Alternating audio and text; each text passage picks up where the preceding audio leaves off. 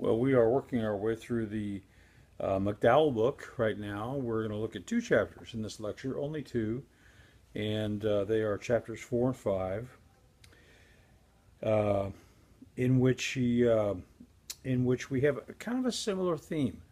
Uh, One deals with beauty, that's John Mark Reynolds, aesthetics as one of the keys to understanding the need of the human condition and God's provision, and the other more a matter of sort of pastoral care uh, as apologetics. And so both of these are interesting. They're a little different from the first three chapters we read.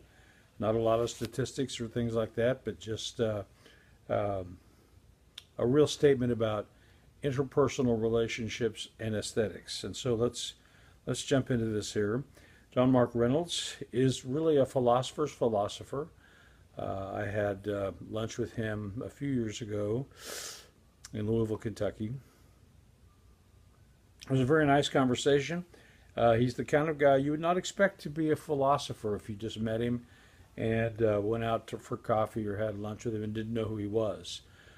John Mark really is a very deep kind of philosophical person, but you get the sense when you're around him that he could be just as at home at a baseball game, a basketball game, since we don't watch much baseball anymore, um, or out fishing or something like that.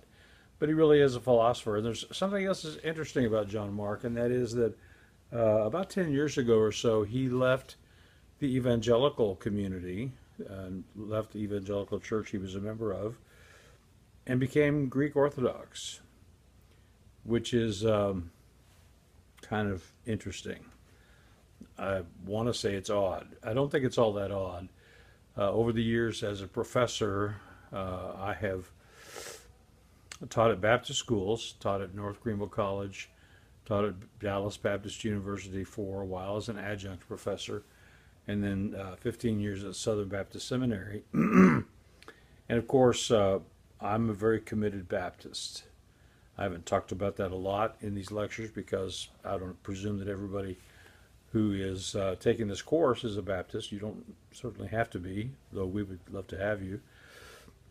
But I'm a very committed Baptist and taught undergrad, taught the course on Baptist history for years at Boyce College, which is part of Southern Baptist Theological Seminary. And so that's all kind of part of the warp and woof of my life. But the odd thing is that oftentimes throughout the years, oftentimes maybe a little more than I want to say, but occasionally I would have students who would start coming to me at the end of their tenure at the school, either as an undergrad or an MDiv student, and begin to ask questions about, well, what do you think about Presbyterianism? Or what do you think about Lutheranism? What do you think about Roman Catholicism? And so I have the rather interesting points on my resume that I have taught students who were so thoroughly influenced by me that they became Lutheran. Several of my students, former students, are now Lutherans. One of them pursuing, and probably is finished now, a course of doctoral study at St. Louis, University of St. Louis, in which he's dealing with Lutheran theological issues. One became a medievalist, also went to the University of St. Louis and became a Lutheran. One of my best and brightest students ever. He was one of my students when I first came to Boyce College and Southern Seminary. Is Roman Catholic. He's a Roman Catholic professor of church-state studies at a school in Florida, and one of my students is now a Greek Orthodox priest. So there's the impact and influence I've had. But that is all very fine. I'm glad to know these men. I still keep contact with a number of them, and it's one of the advantages of Facebook and Twitter. But Reynolds is one who has followed that path. He's gone down the Canterbury Trail, as they sometimes say, although I guess in his case he's gone up the Aegean Trail. In his chapter, he talks about the importance of cultural apologetics, but he's really going to focus primarily on aesthetics. And he wants to turn our attention back away from the fluff and the popcorn that is so characteristic of contemporary Christian life and have us gaze more deeply back on our roots. And he does this through a discussion of things like architecture, about looking back at our spiritual fathers and mothers. He makes some very interesting statements about how once cultures moved away from their Christian roots, and of course for many, many hundreds of years, most Christian cultures were aesthetically interested. If you go back to the early church fathers, Augustine and people like that, you can find a concern for things like beauty in their writings. And what Reynolds wants to say is that beauty is not always in the eye of the beholder. It's oftentimes an objective thing in and of itself. Points us to what happens when those things change.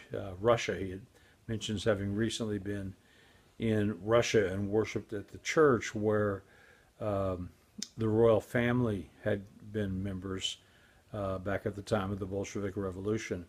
Points to what's happened at the Kremlin. So if you look at the Kremlin, you see those beautiful onion-spired towers.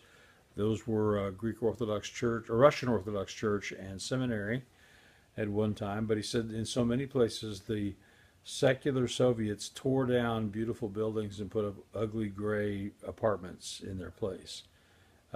As if there's a kind of connection. I think he's right. There's a connection between our faith and a sense of the beauty of the world that God has placed us in. And I think that that is a lost thing for many evangelicals. I'm going to branch out a little bit farther from the chapter and just I'll make an observation in the area of music. We have some wonderful music that's part of the heritage of Christianity.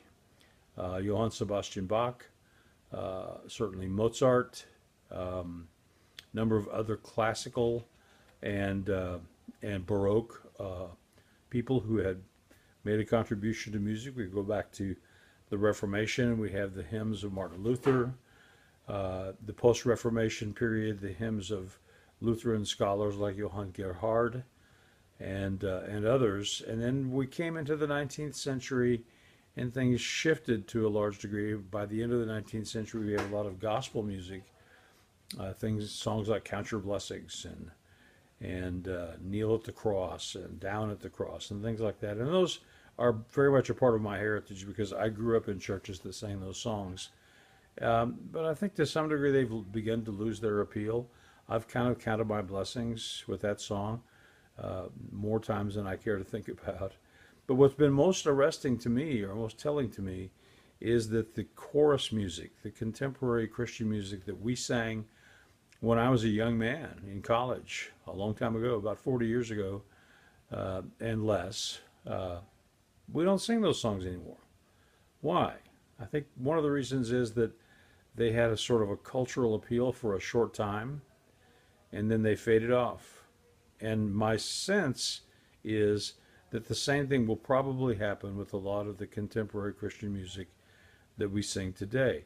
It's not necessarily aesthetically pleasing. It appeals to a rhythm and it appeals to a certain kind of mentality.